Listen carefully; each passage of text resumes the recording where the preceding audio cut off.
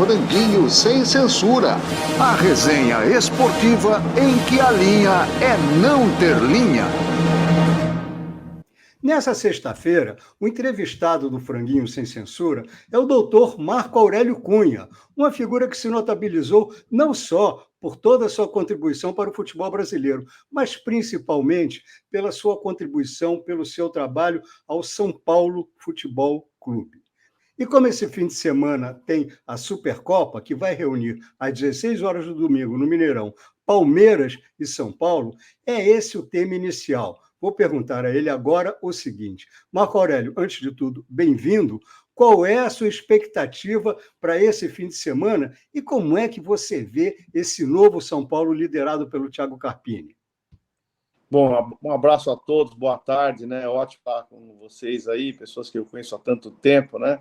E estão ficando velhos no futebol, mas é ótimo, né? Porque trazemos bastante experiência para falar com um pouco mais de convicção, né? É um grande jogo, né? Eu acho que essas Supercopas, Recopas e tal, pegam sempre as duas equipes melhores em determinados campeonatos, fazem um grande jogo. Eu acho que isso motiva muito o torcedor. Não, nem entendo que seja uma Copa fundamental e tal, mas é sempre um mérito importante você ganhar uma Copa das Copas, né? Você está entre os melhores e disputar mais um troféu, mesmo que seja mais simbólico do que verdadeiro, que um jogo é pouco, mas significa muito para quem vence.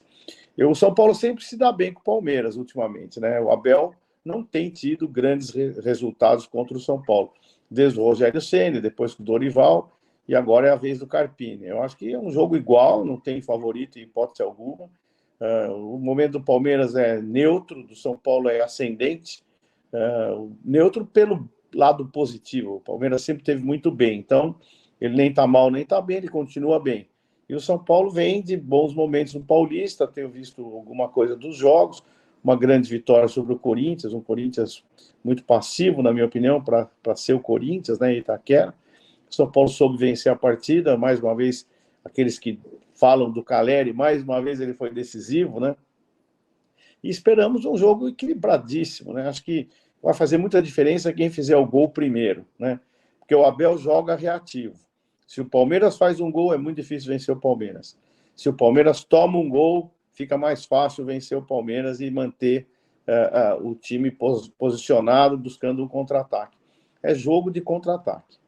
Marco Aurélio, agora como torcedor, indiscutível, você é São Paulino, se no domingo estivesse o Corinthians contra o São Paulo, ia te dar mais prazer do... Olha, são fases, né? Eu me lembro que eu sofri muito quando eu era moleque, né? Novinho e tal, com o Santos do Pelé, né? A gente sabia quanto era difícil. Depois o grande rival do São Paulo era o Palmeiras.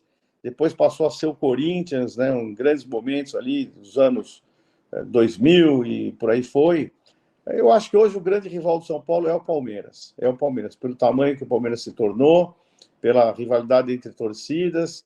Agora, ganhar do Corinthians é que nem ganhar da Argentina, é mais gostoso.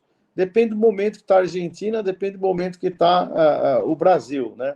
Mas eu gosto muito de ganhar do Corinthians. Eu acho que o Palmeiras é o rival a ser batido, o rival mais imponente nesse momento, mais bem estruturado. Então, ganhar do que é melhor é sempre mais gostoso. Bom, Marco Aurélio, primeiro, satisfação em recebê-lo aqui com a gente no Franguinho. Eu tenho uma curiosidade ainda para ficar no tema do São Paulo. Você foi personagem de um dos momentos mais sensacionais da história são paulina, quer dizer, você acompanhou de perto e foi parte de época de bicampeonato mundial, etc. Depois o São Paulo ganhou mais uma vez, mas o que a gente tem visto é que desde 2012 nenhum sul-americano chega no Mundial e consegue sequer trazer algum tipo de perigo. E já naquela época, né, já no bicampeonato, Barcelona e Milan eram equipes poderosíssimas. O que aconteceu que hoje o futebol brasileiro ou o futebol sul-americano não tem mais essa capacidade de pelo menos dar uma cutucada? É só dinheiro? Ou houve alguma evolução em termos de profissionalismo também? Ou alguma coisa? O que está faltando para a gente voltar a ter momentos como aqueles do São Paulo do Tele? Ter times que ficam 2, 3 anos jogando junto, coisa que o mercado e o poder econômico não permite mais ao Brasil, Argentina, qualquer um. Então você pegava o São Paulo do Raí, era um time montado há bastante tempo. Você pega o São Paulo 2005, Foi um time que foi se arrumando 2003, 2004, 2005 e foi tricampeão brasileiro. A gente perdia peças poucas. Depois, hoje você não consegue ficar um ano com o jogador. Vamos entender que o Endrick é a maior revelação hoje do Brasil, em termos de recentes, né, desse último campeonato, já foi embora. O Vitor Roque já foi embora. E cada vez mais Vinícius Júnior foi muito cedo. Então a gente vai perdendo jogadores que não tivemos tempo de usufruir deles. Isso enfraquece a cada ano o nosso futebol, porque um time é formado por tempo, não é só pelo valor agregado do jogador. Então você pega lá um jogador voltando da Europa, que é bom, a gente vai aproveitar a sua experiência e tal, mas ele fica ou final de carreira, ou ele vai embora muito cedo. Então não dá para você fazer como o Klopp faz lá, uma equipe que dura 10 anos, sei lá quanto tempo ele está no Liverpool, né? Você pega outros treinadores, nem vou falar de Guardiola, que é fora de série, mas eles têm o time que eles querem, contratam os melhores jogadores do mundo e ficam 4, 5 anos. Eu me lembro do Paris Saint-Germain, quando eu fui lá, que estava ainda o Neymar e até o Lugano antes, depois o Neymar, eles falaram que é um time de milionários, quer dizer, entra um, sai outro, e nós continuamos formando times importantes. E aqui não, a gente tem que manter o time, para manter um time com um jogador normal é difícil, porque sempre vem um mercado e leva embora. Então, não dá para montar uma equipe que enfrente equipes europeias, claro que são as europeias, que estão montadas e estabilizadas há 4, 5 anos. Esse é o problema. Não é nível de futebol, não é que o nosso jogador é pior, ao contrário, nosso jogador continua sendo muito bom. Tanto é que ele sai cedo e os atacantes, todos nossos, vão embora. Sistema defensivo eles têm, atacantes criativos eles não têm, por isso eles buscam os nossos jogadores. Ô Marco Aurélio Cunha, um abraço a você, prazer em vê-lo por aqui, né? É muito bom, um grande amigo de muito tempo, um dos amigos Obrigado, que eu fiz do futebol. Marco Aurélio Cunha, eu sempre cito uma frase do Cruyff que ele falou para a gente em 2010 lá na Espanha, numa das viagens aí. Falou assim, a maior derrota do Brasil não está no placar. Vocês perderam o seu jeito de jogar. Ele tem razão? Ele tem razão. Mas Tinha, né? perdemos, tem porque terá sempre. E o nosso problema maior é que nós perdemos muito mais do que isso depois do Cruyff. Então, se o Cruyff já dizia isso lá para os anos 90, não sei quando foi, 80, 90... Não, 2010, faz pouco tempo. Quanto tempo faz? 2010, na Copa. Pois é, 2010, mas vamos lá, 14 anos, né? Tem menino que já está jogando aí que tinha 4, quando já está profissional hoje. Então, o que eu penso é que a gente assimilou muito a forma de jogar mecanizada, né? O futebol hoje ele está muito planilhado, né? Tabulado. É tudo quadradinho, é tudo quem vai. E a gente, infelizmente, a mídia também absorve os termos, né? Que na verdade nada mais é do que um cardápio refinado, né? Com termos refinados. Vai no restaurante, então raspas de limão, lágrimas de não sei o quê, e no fundo é comida. E a gente engoliu esse cardápio europeu, não tem mais ponta. Se você falar ponta, você é um velho que nem eu, antigo. Você tem que ser extremo, né? Tem que ser agudo. Jogador, né? De lado, por favor. De lado, né? O futebol não muda, o futebol é um só. O que muda é a terminologia, a gente começa a mudar até a terminologia aí dos dias de hoje, querem mudar a língua portuguesa, né? Então você vai assimilando essas coisas e o jogador deixou, por exemplo, o campo reduzido. O Cilinho fazia campo reduzido em 84. Para mim, o maior gênio que eu trabalhei em termos de criatividade como treinador foi o Cilinho. Se ele fosse um pouco menos explosivo, ele teria feito coisas muito maiores no futebol. E fez, né? Então, campo reduzido tinha em 84, 85. Só que aí ele abriu o campo. Aí quem não fizer campinho reduzido, troca de passe rápida, aquela coisa assim, não é treinador. Se o cara abrir o campo e der um coletivo, ele é antigo, ultrapassado e tal. Só que hoje você não vê um jogador transferir uma bola de um lado para o outro com precisão. Aquela bola que... ficar falando do passado parece que é saudosista, mas, pô, você pegava o Éder, ele jogava uma bola do lado para o outro. Pegava o Getúlio, jogava uma bola do lado do outro. Pegava o Nelinho, jogava o Leandro. Não é sacanagem falar desses caras e comparar com hoje, né? O Júnior, né? Então, por quê? Eles tinham visão espacial do campo de futebol. tinham visão espacial. Tem linha para você saber jogar com a linha. Quando você encurta tudo, você fica jogando curtinho, não dá tempo de pensar. Então, no fundo, criaram um futebol que não dá tempo de pensar. Tem que ser agilidade, precisão no passe, que também é talento. Mas ninguém mais pensa, porque a bola fica meio segundo no pé do jogador. Antigamente o cara dominava, olhava, ele tinha um traquejo maior, não era lento, ele sabia o que fazia. Eu lembro de jogadores que um toque só davam um passe impressionante. Valderrama, Pita. Cara, a hora que a bola vinha, ele tinha 3 opções na cabeça para fazer o passe. E isso é velocidade de raciocínio.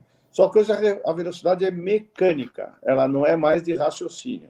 Ela é mecanizada. O futebol está mecanizado, planilhado, tabulado.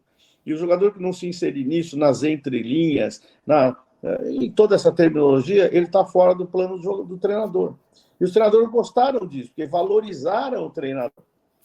Antigamente, o treinador era um cara de beira de campo, que dava orientação e tal, e parecia que ele não era tão importante. E era, como foi Tele, como foi Cilinho e tantos outros, né? O mais intelectual dos treinadores foi o Cláudio Coutinho, que começou o futebol intelectual, mas ele fazia jogadas de lado, né? Voltando a falar dessa forma. Ele falou do overlapping, né? Que era um termo em inglês, e foi muito criticado. Engraçado que hoje a gente absorve tudo isso, não critica ninguém, e não tem mais a criatividade do trabalho. Por exemplo, os campos de sintético, então a bola não tem um caroço para o cara bater, o cara rapidamente dominar a bola.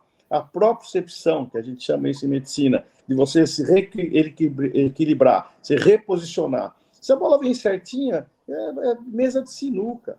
Agora, eu quero ver com irregularidade, com buraco e tal, e o cara ter a habilidade de jogar com esses contratempos, vamos chamar assim. A gente, quando era moleque, driblava o coqueiro, driblava a ladeira, a cratera, e aquilo nos fazia ter um contato com a bola muito mais próximo. A gente tinha domínio, pisava, puxava e tal. Hoje não, é tudo retinho, pum, pum, pum, pum, pum. Então, eu acho que nós absorvemos essa cultura europeia, porque eles precisam disso, lá tem neve, então fazem campos cobertos, campos sintéticos, campos perfeitos. Não estou dizendo que tem que ser campo ruim, mas treinar em adversidade faz ter talento técnico. E a gente está treinando tudo em escolinha, tudo certinho, é cone, é não sei o quê. Não tem treinamento lúdico de quem acerta a bola ali, quem bate na trave, quem faz uma ultrapassagem, quem faz um gol olímpico. Eu cobro muito isso, às vezes. Aqui mesmo eu tenho falado com o Burso concorda com isso. A gente criar treinamentos lúdicos para o cara exercitar suas habilidades e não só formar um jogador tático. Marco, você que é médico e tem principalmente especialidade e propriedade para falar no assunto, os campos sintéticos, como você acabou de falar, estão começando, né? Primeiro foi o Atlético Paranaense, depois o Palmeiras, agora o Bruno José Daniel, Santana de Parnaíba. Eu vejo o Red Bull Bragantino fazendo um centro de treinamento espetacular com 2 campos sintéticos, porque eles entendem que tem que treinar mais lá, porque vão começar a jogar cada vez mais em campo sintético. A Holanda aboliu o campo sintético. Falou, não, acabou porque tem muita lesão e tal. E o Palmeiras agora, que depois do Bruno Rodrigues chegou, machucou, falou que o campo sintético está ruim, precisa trocar. Queria saber se você é contra ou a favor, e se você concorda que os jogadores se machucam mais no sintético. Eu acho que é injusto falar nessa estatística, porque a gente não calcula as lesões dos gramados normais, né? Quando você faz a comparação, você tem que ter um estudo duplo, né? Mas eu acho que o campo sintético, sim, predispõe mais à lesão. Por quê? Vou dar uma explicação muito clara e fácil de entender. Quando você pega um jogador que dá um carrinho na grama, ele cria aquele trilho na grama, né? Faz aquele buraco, né? Aquela linha que ele vai escorregando, você vê lá o buraco que o pé dele fez na grama. O que significa isso? Significa que ele diminuiu o atrito. É igual essas pistas modernas que tem hoje de estrada, que o caminhão tem um escape para ele, se ele perder o freio, ele cai naquela parte de areia lá e o caminhão é freado. Quando você tem a grama sintética, ela não perde, ela não tem elasticidade. Não é como o gramado, que você pisa, o pé pode afundar, você tem um pouco mais de flexibilidade no piso. Então, se você for torcer, o piso te ajuda a não ter um impacto tão violento, tão duro, porque o piso não tem nenhum tipo de folga, ele não tem resistência, ele é fixo. E o gramado não, o gramado ele rompe, ele desliza. E o fato de você deslizar perde energia. Energia que não é transmitida para o corpo, para o joelho, para o tornozelo. Porque o gramado absorveu parte da energia. O sintético não absorve parte da energia. Pelo contrário, ele acelera. Então, por essa razão biomecânica, o gramado sintético ele é muito mais vulnerável por não ter resistência, por ele ser uma coisa dura, ao contrário do gramado natural, que ele cria uma área de escape para você diminuir a força contrária contra o seu corpo. Ou seja, você escorrega, ele afunda, ele perde um pouco da energia do movimento que vem para o teu corpo. Então, é uma zona de proteção. E o sintético não, o sintético é fixo, você bateu o pé, ele não vai escorregar, ele está grudado embaixo, seu pé fica preso e você roda, e aí rodam as articulações. Por esse aspecto, o sintético é mais perigoso do que o gramado natural. Eu não sou contra ter gramado sintético, mas eu acho que tem que saber que é diferente. Gramado sintético, às vezes, é bom para você fazer treinamentos, porque a grama natural não aguenta um centro de treinamento o tempo todo. 15, 17, 20, 23. O gramado não resiste, mas você tem 15 campos, né, para fazer rodízio. Como a gente tem uma crise de espaço também, custa caro o terreno, você tem que fazer 4, 5 campos, 6 campos, 7 campos, especialmente em áreas próximas das grandes cidades. Então, um sintético para fazer uma brincadeira do 14, do 15 e tal, treinar um pouquinho, mas sempre associado ao grama natural. O sintético é para dar uma folga para o gramado natural, mas não pode ser base de treinamento de ninguém.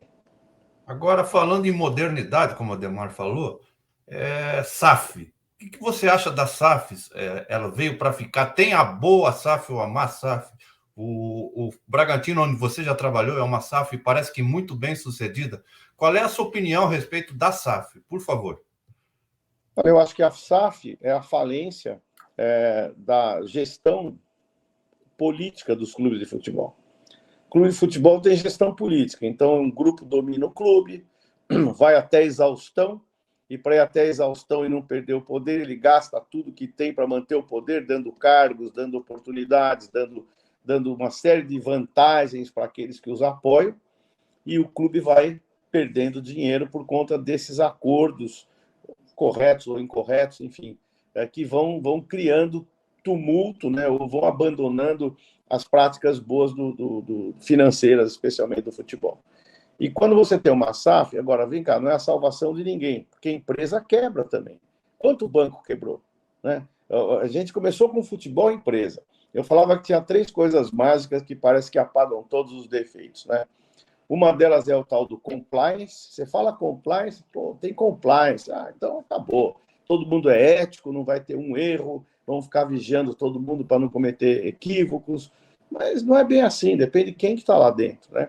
A outra é você falar que na medicina é laser. Né? Parece que laser é uma palavra mágica que vem desde 1950, mas que tudo que é laser é melhor. Tem umas palavras que são incríveis. Né? Faca laser, operação a laser. Laser é um negócio que, quando você fala laser, parece que chegou um outro mundo para você resolvendo seus problemas. E agora é a SAF, né? Que é uma solução por conta da inoperância de gestão das pessoas. Porque clube bom não precisa de SAF. O clube autogerido muito bem, com dinheiro, ele não precisa de SAF. A SAF é um socorro que alguém pede quando você está falido. Essa é a visão. Ou, de alguma outra forma, quando é um clube pequeno.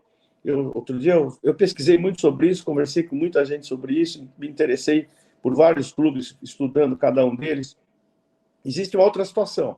O clube é dirigido por pessoas sérias, que duram um certo tempo, a sucessão não é muito boa, eles já preveem uma sucessão ruim, e não tem dinheiro, a família não quer que o cara ponha dinheiro dele, a cidade não tem um envolvimento tão grande para ajudar, financeiro, torce, mas não ajuda. Né? Então, ele acaba transferindo o clube dele para uma SAF, porque vai poder investir, trabalhar profissionalmente, e o clube vai atingir níveis que com eles não vai atingir. Então, você pega o time do interior, mas dá um exemplo bobo, Comercial de Ribeirão Preto, foi um grande clube na nossa época lá, uma marca forte e tal. Estou dando um exemplo, pode ser totalmente injusto, mas estou falando. Então, o pessoal lá não consegue mais fazer o comercial andar. Nem que não deva. Aí alguém vai lá, eu vou comprar essa parada aí, vou fazer o comercial, vou pôr dinheiro, vou inventar um monte de coisa tal, e transforma o comercial num clube mais forte. Então, essa SAF dá certo. Então, SAF é uma SAF para cada um. O Flamengo não precisa de SAF. O Corinthians pode ser que venha a precisar de SAF. O São Paulo, eu espero que não precise de SAF. O Palmeiras não precisa de SAF. O Vasco e o Botafogo precisaram. Então, só fazer uma análise comparativa, você já entende por que eles precisaram, né? E algum clube mais organizado, pequeno, um América de Minas, que tem um limite, mas fala, pô, se alguém puser dinheiro aqui, a gente vai mais longe. Então, cria uma SAF. Então, a SAF é uma boa coisa para aqueles que precisam mais, desde que as pessoas da SAF também sejam honestas. Porque pode chegar alguém fazer uma SAF e arrebentar o clube e acabar com o clube também. Porque quem é que está por trás da SAF? Da onde vem o dinheiro da SAF? Um investidor árabe, chinês. Veja o futebol chinês agora. Teve um período que levou todo mundo, não foi agora a Arábia Saudita. De repente começou a ter problema fiscal, começou a ter desvio de dinheiro para fora da China. O governo foi lá, pegou, trancou, acabou o futebol chinês. Aspas, acabou o futebol milionário chinês. A Arábia Saudita não tem esse problema. Então, eles vão fazer o que eles quiserem, tem dinheiro para jogar fora. Agora, clubes importantes, Bayern de Munique, ele já é uma SAF, entre aspas, mas sempre foi o Bayern de Munique, ele não precisou socorro financeiro. Então, SAF é para socorro financeiro de clube mal gerido, clube que precisa de apoio, ou clubes bem geridos que estão de um tamanho de onde não podem sair. Então, eles procuram um socorro, um investidor. Agora, em cima disso, Marco, a gente tem um debate nos últimos anos que é a questão da Liga, e tem projetos, e tem financiamento, etc. Nós tivemos uma experiência que foi a da Primeira Liga, que também não foi muito adiante. Eu queria saber de você o que você acha. Se é o caminho e está sendo mal trabalhado, ou se está faltando entre os clubes um pouco mais de união, um pouco mais de entendimento, para eles juntos, de repente, ganharem mais e se beneficiarem mais em relação ao cenário que a gente tem hoje. A CBF, na minha opinião, eu fiquei lá há 5 anos, sempre organizou muito bem o Campeonato Brasileiro. E houve uma mudança muito grande de alguns anos para cá, de ter a Série A bem feita, a Série B bem feita. O número de competições são quase 20 competições, não sei mais, que existem na CBF. A CBF fazia um excelente trabalho nessa área, tanto é que o diretor de competições hoje é diretor da Liga Árabe. Foi convidado para trabalhar lá, o Manuel Flores. Falo com ele muitas vezes. Então, havia capacidade de fazer, mas havia aquela necessidade de mais dinheiro. Então, o problema do clube é onde eu vou buscar dinheiro excepcional, alternativo, porque ele começa a gastar tudo que tem, começa a fazer bobagem, começa a contratar jogador errado, começa a passar dinheiro por outro caminho, e aí o clube está com o pires na mão. Então vamos montar uma liga que aí eles dão dinheiro para a gente. Aí os caras inteligentes vêm, são capazes, montam uma Liga A, uma Liga B, seja lá qual for o nome, convencem os clubes que estão pendurados e adiantam dinheiro para o clube. O clube fica todo contente, a gestão atual fica toda contente, ela tem um passivo enorme. Agora, não faz sentido nenhum para mim um clube assinar uma liga por 50 anos. Não é possível que alguém não entenda que 5 anos é muito, 10 anos é muito na vida da gente hoje. A internet chegou, eu me lembro que eu estava no Japão, e quem me apresentou a internet foi o Adilson Batista, na casa dele lá, ele jogava no Júbilo, 95, acho. E aí ele apresentou a internet, eu fiquei abismado com aquilo. Faz o quê? 30 anos? Não tinha internet. E hoje tudo é a base de streaming, todas as mudanças tecnológicas. Então, como é que a gente vai assinar alguma coisa de 50 anos, não sabe nem o que vai ocorrer? As coisas mudam numa velocidade tal, né? Hoje você tem aí a Cazé TV fazendo televisão, tem uma porção de coisas que você nem imagina. Como é que você vai planejar a liga daqui a 15 anos? Não vou falar 20, vou falar 15. E alguém assinar um contrato desse, antecipando receita.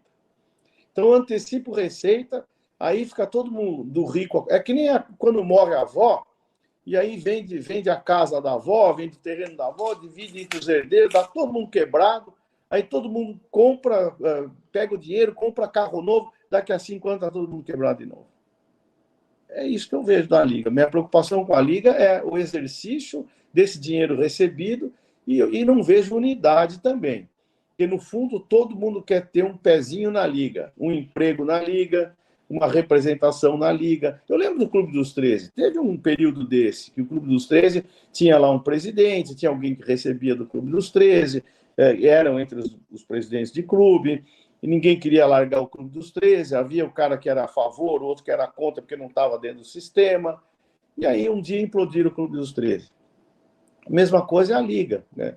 Tem gente que quer essa Liga, tem gente que quer a outra Liga, tem gente que quer entrar na Liga quando terminar o seu mandato. É isso.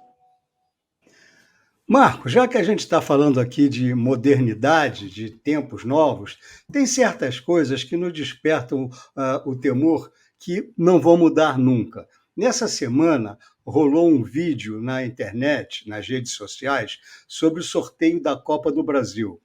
Nós vamos colocar esse vídeo aqui no ar e vamos pedir as suas impressões depois. Notem bem, nesse sorteio, a bola do meio. Essa bola do meio gira, gira, gira, a bola não muda e as moças só pegam a bola do meio. Isso é o sorteio da chave da Copa do Brasil, um campeonato super, hiper importante, também pelo lado financeiro. Veja, no primeiro saiu o Cruzeiro, um time grande. Agora o segundo, presta atenção, a bola do meio não muda. A moça vai direto na bola do meio. Vejam aí, mais um clube que sai, mais um clube importante. Quer dizer, são momentos aí que deixam uma má impressão desses hábitos que pareciam antigos, retrógrados, mas, pelo visto, ainda vivem aí no futebol brasileiro. Quer dizer, eu gostaria da sua impressão sobre isso. Olha, eu volto a repetir, eu fiquei 5 anos lá e assisti a alguns sorteios desses. E nunca houve nada que... Já houve alguma colocação de internet, do sorteio, que o cara mexeu, mas eu via lá tudo certinho. Esse daí me pareceu um pouco fora do normal, né?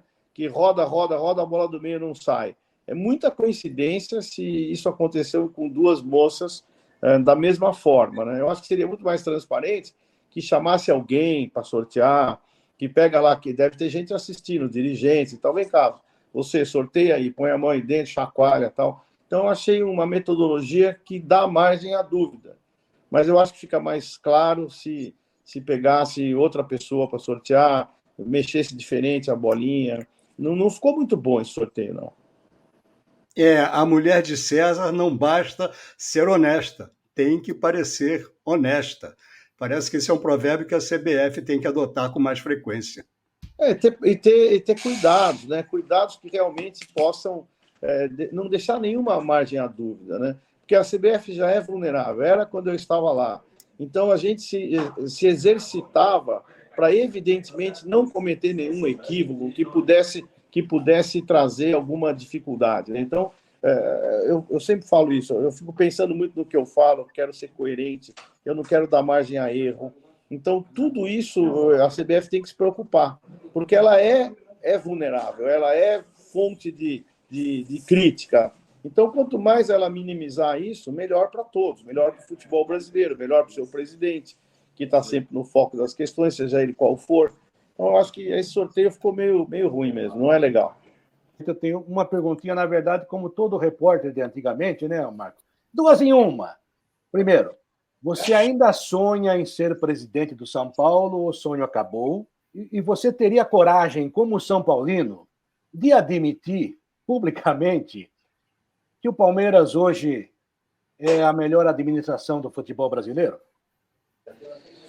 Olha, eu já tive o desejo de ser, porque não pode ser sonho, tem que ser desejo, né? Senão fica muito distante de ser. Mas o sistema não permite que eu seja. O sistema é um sistema onde você tem que fazer muitos conchavos, você tem que se esquartejar para ser presidente de São Paulo, você tem que ceder muito espaços às vezes muito questionáveis do governo do clube, e eu não faria isso. Então, politicamente, eu sou ruim na cessão de espaços para pessoas não muito capacitadas, ou então politicamente engajadas, né?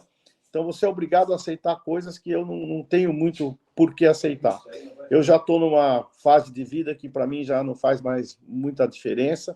Eu já contribuí muito no São Paulo, continuarei contribuindo assim que quiserem, quando quiserem, mas não tenho mais essa pretensão, não. A minha expectativa é que sempre alguém que esteja lá faça o melhor pelo clube, e vou apoiar sempre quem fizer o melhor pelo clube. E vou questionar coisas erradas, né? E eu acho que o Flamengo é bem administrado, em que pese a soberba que ele tem, né? Financeiramente ele é bem administrado, ele tem bons jogadores. Talvez, eu sempre falo que o maior adversário de um clube grande é ele mesmo. É a sua vaidade, a sua pretensão, é achar que é o único que existe e não ter diálogo com os outros para poder todo mundo melhorar. O Palmeiras hoje vive um grande momento, eu acho que ele é bem administrado, uma presidente que não cede também àqueles que vêm fazer política dentro do clube, ela manda, ela pode, e a democracia ela é boa, mas às vezes ela esbarra em muita gente. Às vezes, quando você tem um governo mais centralizado, um pouco mais autoral, ele acaba dando mais resultado desde que a pessoa seja de boa fé. Então, acho que o Palmeiras está muito bem administrado, acho que faz uma boa gestão, o Flamengo faz uma boa gestão, o São Paulo está tentando fazer uma boa gestão, acho que ainda não encontrou o ponto certo, mas terá o meu apoio para fazê-lo. A última eleição de São Paulo agora não teve oposição. A oposição acabou, as grandes mentes são paulinas acabaram. E outra coisa, você que disse que já tinha me dito até anteriormente que meio que abandonou, né? Porque o sistema não deixa. Você é um médico consagrado, um cara no seu ramo de atividade. Você é um cara também que era um candidato em potencial ao presidente de São Paulo. Aí você vai pegar um Figueirense na Série C, que não é o favorito nem é o catarinense. O que te moveu a esse desafio enorme, no meu entendimento? O amor ao futebol, poder praticar aquilo que eu aprendi, que eu sei, que eu consigo ajudar as pessoas, que eu consigo criar. Não é por salário, por dinheiro, nada. Isso existe, mas não é o fundamental. O fundamental é promover pessoas, é ajudar pessoas. Essa cidade que eu adoro, que é Florianópolis, as pessoas me tratam aqui muito bem. Então, eu prefiro ser bastante feliz aqui do que, às vezes, infeliz lutando por uma causa que eu sei que não vão me permitir. Então, eu fico ajudando o futebol de alguma maneira, revelando jogadores. Para ter uma ideia, quando eu estive aqui há 24 anos atrás, o clube foi campeão, subiu de Série C para B. Eu descobri Felipe Luiz, trouxe Felipe Luiz para o clube, que, aliás, falei com ele ontem. Então, algumas coisas boas que a gente pode fazer, independente do tamanho da casa, né? A casa, às vezes, você dentro de uma casa muito grande, às vezes você olha para o lado e não consegue fazer o que quer. Você é quase ninguém dentro dessa casa. Você está lá representando, mas você não é eficiente.